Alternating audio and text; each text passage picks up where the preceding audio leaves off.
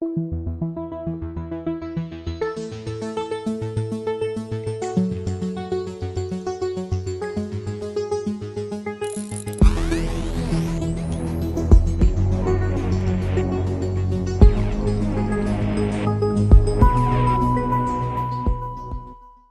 the U.S. Supreme Court, various governors and various right-wingers, the Christian fascists, are trying to stir up once again this bullshit that religion in this country is under attack.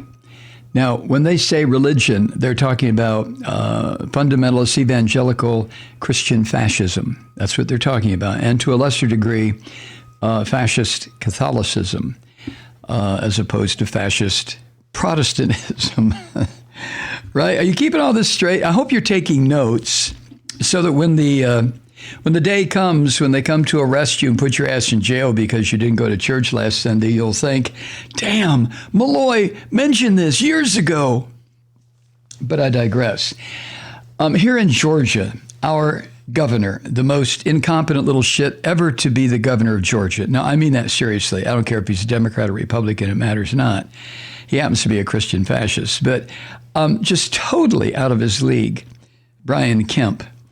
But he announced today, Thursday, that his administration is introducing into the Georgia General Assembly something called the Faith Protection Act. Faith Protection Act. Now, right away, you can hear the bells go off and the lights start flashing, right? What? Faith Protection Act in the buckle of the Bible Belt? Yes. Now, the Faith Protection Act would ensure the emergency powers of any governor of Georgia are not used to, and here's the language taken from the act, quote, specifically limit the practice of any religion, end quote. Oh, Jesus. Right. Except maybe Wicca. Do you suppose that there are some Wicca gatherings here in Georgia? I've attended a couple. I find them very, very interesting. Earth-centered religion, not pie-in-the-sky centered, not spook-centered, not Harry Thunderer or Cosmic Muffin, however you want to define God. But the Wiccans have a whole different belief system. It's derived, I guess, from the Celtic faith. But if the Wicca faith, religion, whatever you want to call it, were to try to establish itself publicly and with a lot of fanfare here in Georgia, I wonder if little old Governor Brian Kemp would try to limit the practice of that religion. But I digress. Governor Kemp, in his announcement, and boy, does he talk like a marble-mouthed Southerner. I swear to God, this boy does. But he's white. Governor Kemp said this, quote, during the COVID-19 pandemic, people of all faiths across America were told by state governments how, where, when, or even if they could worship at all. All right, now right there, let me digress, get out of that phony-ass Southern accent for a moment. That's bullshit right there. No governor, no person in authority in the entire United States suggested to any believer in any religion whether or not they could worship at all. But you see, this is what these Christian fascists do, and they do it every time. Being a blown-out atheist myself, I've even said so many times on this program, nobody has ever told the American public they cannot worship if they choose to. The problem, of course, is this public display of piety, and I don't give a shit what the religion is, this public display of piety that the rabbi from Nazareth warned the people that eventually became Christians not to do it. He warned people, don't show up at the synagogue and display your ostentatious faith. Don't do it. He went on to say something about where 2 or 3 are gathered together in my name, there's my church, which I've quoted many, many, many times. But there's Brian Kemp saying, governments have told people where, how, when, or even if they could. You lying little rat. But he went on, well, not here in Georgia. We chose to work alongside congregations across our state to ensure they practice their faith safely and in accordance with public health guidance, end quote. Bullshit, Brian. And you know it's bullshit. You know it's bullshit. And as far as practicing their faith safely, Brian, how about checking out how many synagogues have been attacked here of late? Or how many churches that are populated, the congregations are African American or people of color or South Asians? Huh? What about that, Brian? Is your government working diligently to stop the assaults on religions other than fundamentalist bullshit Christian fascism? The blood cult?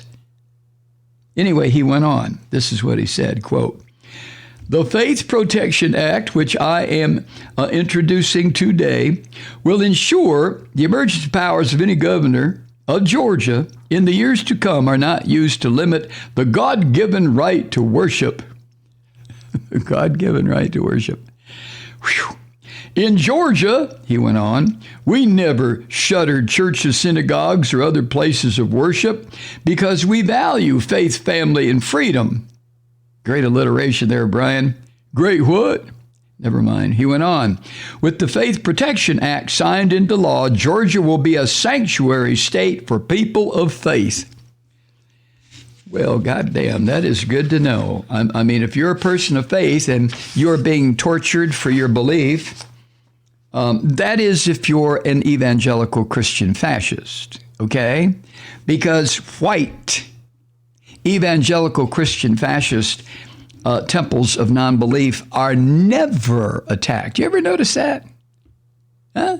When's the last time you heard of a white Southern Baptist Christian church being bombed or burned or blown up? I'll wait. Right. You never have. But churches where the congregation is primarily people of color, whether African American, Asian American, whatever they are, oh, that happens quite frequently, doesn't it? Mosques, yeah, them too. Synagogues, Brian Kemp and these religious nutfucks just drive me crazy. They drive me crazy with, first of all, with their religious nonsense. But with this phony kind of stuff, we are now a sanctuary state. And isn't it funny that he would use the term sanctuary state, a term devised by congregations, Jewish and Christian, who are true believers in their faith. They don't try to beat you over the goddamn head with it. There are Christian denominations who do that. I've identified them for my own sanity as churches who still follow the teachings of the rabbi from Nazareth. You know which one I'm talking about. The dark-skinned, curly-haired, short guy who wandered around the Middle East with 12 people following him, 12 guys, 2 or 3 or 4 of which were probably gay as can be. That guy. Right. But the term sanctuary city was specifically coined, you might say, in order to provide sanctuary to people who were fleeing government/Christian fascist organizations that were trying to hunt them down and deport them because they had the absolute nerve to enter this country without going through the process that would guarantee they couldn't enter this country. And why were they doing that? Well, because they wanted to get on welfare, Mike. Bullshit. Because in so many of the countries from which these immigrants come, here in the Western Hemisphere, we have utterly destroyed their governments. We have replaced their governments, and any attempt they have made to reestablish democratic governments, we've replaced those governments with military dictators or fascist-style people supported by the most hideously right-wing factions in the United States government in order to protect democracy. Come on, Mike. In order to protect capitalism. So when the refugees from Guatemala or Honduras or El Salvador or even further south, any of these refugees who make their way through the country of Mexico, and even so many Mexicans, they're coming here because their economies have been destroyed. Their political systems are ruined. The fundamentalist Protestantism and Catholicism is driving them fucking insane. So they come here to try to escape. And how do we greet them? Well, not with sanctuary cities, but that's what old Governor Brian Kemp of Georgia, he's just laying it out here for all you white Christian evangelical fascists. If you ever do feel like your religious rights are being infringed upon, come on down. Come to Georgia. We'll protect you. It's just sickening. Hi, Truth Seekers. Mike Malloy here. As you know, we've switched formats and are now broadcast exclusively on the Progressive Voices Network. So that means you get fewer program interruptions, no corporate commercials, and lots of profanity. But our format change also means some of our radio listeners no longer hear the program. It's been a while since I mentioned our podcasts, so you may have forgotten that there is a way to listen to this program anytime you need a good dose of screaming.